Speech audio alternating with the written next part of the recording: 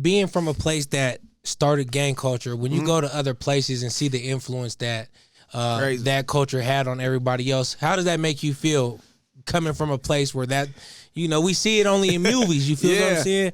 Yeah, it's crazy because you don't know how much of an influence it is until you actually visit those places and you actually see it. Like, then you're like, dang, like, but before, like, I come from primarily blood neighborhood. Like, my pops and my family, they all blood. So Crippin' was popular, because Snoop Dogg was, he had the whole country crippin'.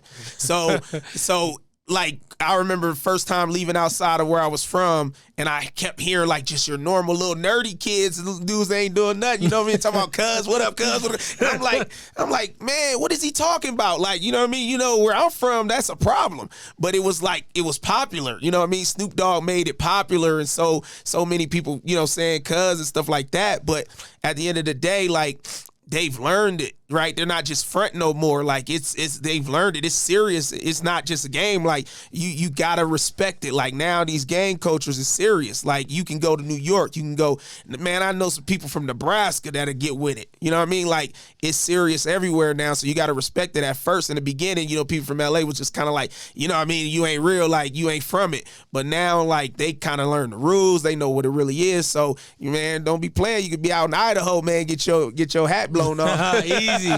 So you done traveled a lot of places. You done had a lot of experiences. Yeah. What would be the biggest lesson that you would tell your younger self before you made the decision to want to get involved? Well, the biggest thing is I wish I would have started traveling and moving earlier.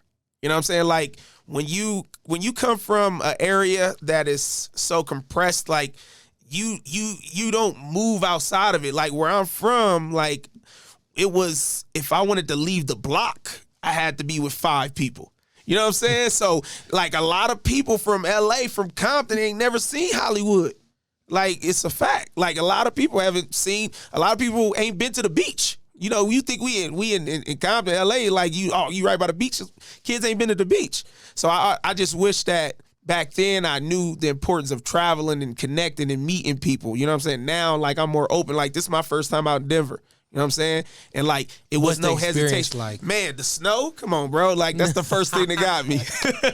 Listen, I almost slipped and fell twice almost. I'm like, these boots supposed to help, but they ain't helping.